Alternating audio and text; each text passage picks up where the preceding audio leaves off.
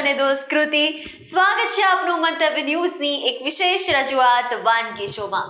Title sponsored by LG વાંધાની હિંગ, essence of authentic test since 1894, કો presented by mothers recipe, પ્રેમનો સ્વાદ.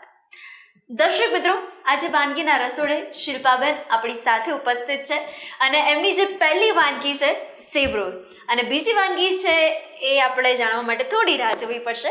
તો ચાલો ફટોફટ કરીએ છીએ આપણે વાનગીના સફરની શરૂઆત અને શિલ્પાબેન પાસેથી જાણીએ, શીખીએ અને માણીએ આ કાર્યક્રમ. ચાલો કરીએ શરૂઆત. દર્શક મિત્રો, આજે અમારી સાથે શિલ્પાબેન જોડાયા છે. સૌથી પહેલાં તો વેલકમ ટુ અવર શો. ફરી એકવાર તમે આજે અહીંયા વાનગીના રસોડે અહીંયા આવ્યા છો, કેવું લાગી રહ્યું છે? બહુ સરસ લાગી રહ્યું છે. નવી નવી વાનગી બનાવવાનો મને પણ શોખ છે અને તમને ચખાડવાનો શોખ છે. હવે વાહ, ચોક્કસ. તો આજે તમે નવી વાનગી અમારા માટે લઈને આવ્યા છો, સેવ રોલ. તો હવે ચાલો ફટોફટ એના વિશે પણ જાણીએ અને ઇન્ગ્રીડિયન્ટ્સ પણ જોઈ લઈએ. સેવ રોલ તો આપણે બહુ જ જૂની વાનગી છે, પણ અત્યારે બહુ બનતી નથી ઘરમાં, પણ હવે આપણે આ બનાવીશું ને એટલે બનાવશે બધા. ચોક્કસ. બરાબર છે. તો આપણે શરૂઆત કરી દઈએ. પહેલાં આપણે બાફેલા બટેકા લેવાના છે. 3 નંગ બટેકા લીધા છે મેં. તો આપણે લઈ લઈશું. પહેલાં મિક્સર તૈયાર કરી દઈએ. પછી એની અંદર આપણે આ બાફેલા વટાણા લીધેલા છે. આ છીણેલા ગાજર લીધા છે.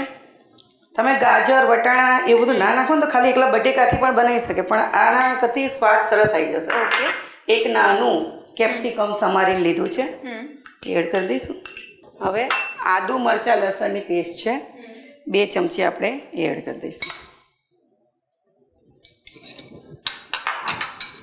અને હવે આપણે એની અંદર સરસ ટેસ્ટ આવે એટલે ચાટ મસાલો એડ કરવાનો છે. હા, 1/2 પોણી ચમચી જેટલું એડ કરી દઈશું. બેઝિક મસાલા છે 1/2 ચમચી લાલ મરચું, કેમ કે આપણે લીલું મરચું એડ કર્યું છે. 1 ચમચી ધાણા જીરું પાવડર એડ કરવાનો છે. 1/2 ચમચી હળદર અને સ્વાદ મુજબ મીઠું અને થોડી કોથમીર એડ કરી દઈશું. અને હવે એને બાઇન્ડિંગ લાવવા માટે આપણે કોર્નફ્લોર એડ કરવાનો છે. તમે અહીંયા પૌવા પણ પલાળીને લઈ શકો છો અને બ્રેડ ક્રમ્સ પણ લઈ શકો છો. તો આપણે અત્યારે 2 ચમચી જેટલો કોર્નફ્લોર એડ કરી દઈશું અને થોડીક ખાંડ બેલેન્સ માટે. બરાબર. હવે આપણે આ બધું મિક્સ કરી દઈશું હાથેથી.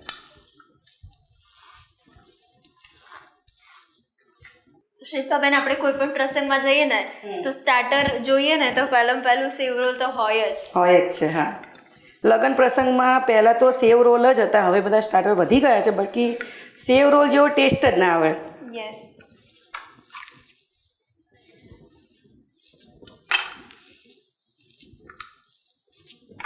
તો આ સિવાય ઘરે સેવ રોલ સિવાય પણ સેવમાંથી તમે ઘણી બધી વાનગી બનાવતા હશો? આ સેવમાંથી ઘણી બધી બનાવીએ ને. અત્યારે બીજી વાનગી આપણી સેવની જ છે.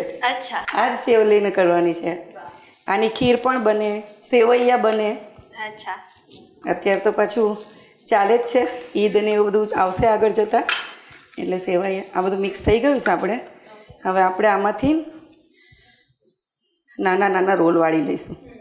તો આપણે હવે મિશ્રણ તૈયાર થઈ ગયું છે. હવે આપણે થોડો તેલવાળો હાથ કરીશું અને આના નાના નાના રોલ બનાવી દઈશું.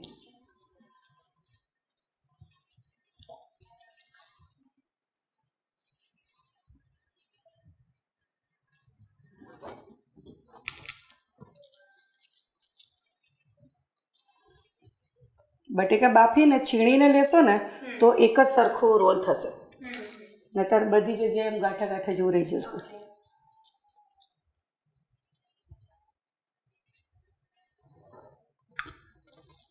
એટલે જેવી રીતના આપણે કટલેસનું કરતા હોઈએ એ જ રીતનું આપણે બાઇન્ડિંગની સાથે કરવાનું. હા, બસ એમ જ છે. ખાલી એને તળવાની પ્રોસેસ થોડી અલગ છે કટલેસ કરતાં.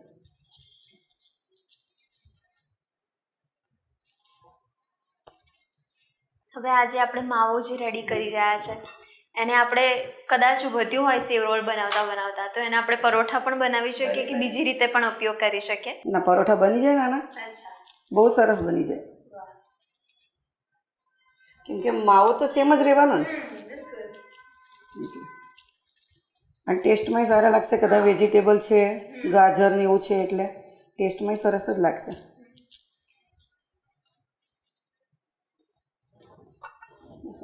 તો આપણે સેવ રોલ વાળી લીધા છે. હવે આ છે ને કોર્નફ્લોરની સ્લરી છે. 2 ચમચી કોર્નફ્લોરમાં થોડું પાણી એડ કરીને અહીં તે સ્લરી બનાવી દીધી. એમાં આપણે ડીપ કરી દઈશું પહેલાં, અને પછી આપણે સેવમાં એને રગદોળી દઈશું. એટલે જે બાઇન્ડિંગ થવું જોઈએ એ આપણને પ્રોપર મળી જશે.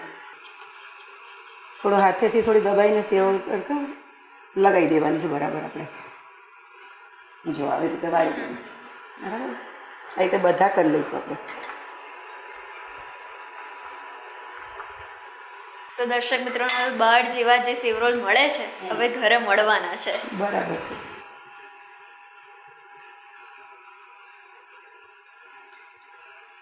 તમે આવું બધું વેરાયટી બનાવો તો પછી કોઈ જ ના નથી પાડતું કશું જ ખાવાની. બિલકુલ કે ભાઈ આ સાદું સિમ્પલ આપો હમણાં નહીં, આ વેરાયટી બનાવો એટલે લોકોને એમને ભાવે છે. યસ. અને સ્વાભાવિક છે સેવરોલ હોય એટલે એને આપણે આંબલીની ચટણી સાથે કે પછી તીખી કોથમીરની ચટણીની સાથે આપણે લેતા હોઈએ છીએ.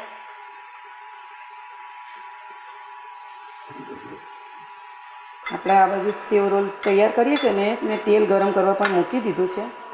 એટલે આ બધા કોટિંગ થઈ જાય ને પછી આપણે એને તળી લઈશું.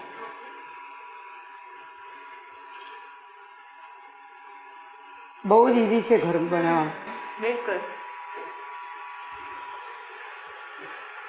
એકવાર આપણને નામ સાંભળીને એવું થાય કે સેવ રોલ એ ઘરે ના બને, પણ હવે આટલી ઇઝી રીત હોય તો આપણે ચોક્કસથી ઘરે બનાવી શકીએ. ચોક્કસ બનાવી શકીએ.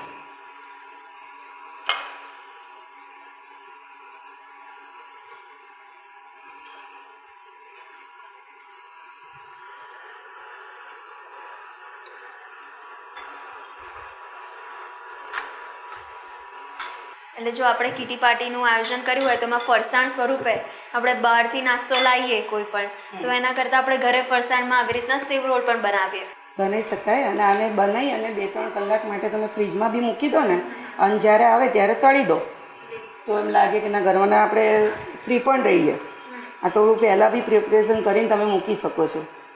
ફ્રીજમાં થોડી વાર રાખી દેવાના એટલે બગડતા નથી કશું. તો શિલ્પાબેન, તમે પણ બીજું ફરસાણમાં કઈ કઈ વાનગી બનાવો છો ઘરે? બહુ જ બધી વાનગી બનાવું છું. સેવ ખમણી બનાવું, પછી હમણાં કાલે જ મેં પ્યાજ કચોરી અને કઢી બહુ જ ફાઇન બને છે, લાગે છે બી બહુ ટેસ્ટી, તો એ બી બનાવું છું. અને ફરસાણ તો ઢોકળા ના તે તો બધું સેન્ડવીચ ઢોકળા બધું તો બનાવીએ જ છે ઘર, પણ બીજું બધું બી ઘણું. ચલો આપણા સેવ રોલ વળાઈ ગયા છે, તો હવે આપણે તેલ ગરમ થઈ ગયું છે તો આપણે એને તળી લઈએ. તો હવે આપણે ધીરે તાપે આપણે સેવ રોલને તળી લઈશું.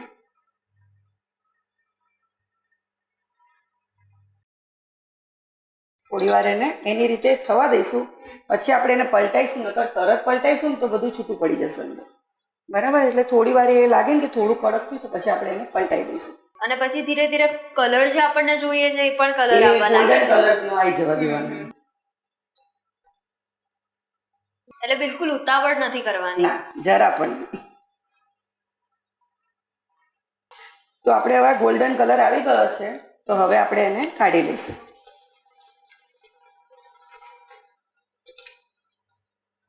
મૂકતા સાથે જો કેવો અવાજ આવે, એકદમ ક્રિસ્પ. યસ.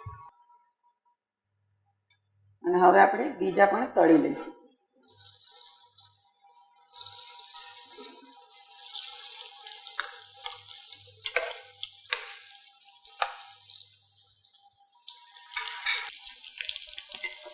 તો હવે આપણે બીજા પણ સરસ ગોલ્ડન કલરના થઈ ગયા છે, તો હવે આપણે ગેસ બંધ કરી દઈશું અને કાઢી લઈશું. તો આપણે સેવ રોલ તળાઈ ગયા છે, તો આપણે એને હવે સર્વ કરી દઈશું.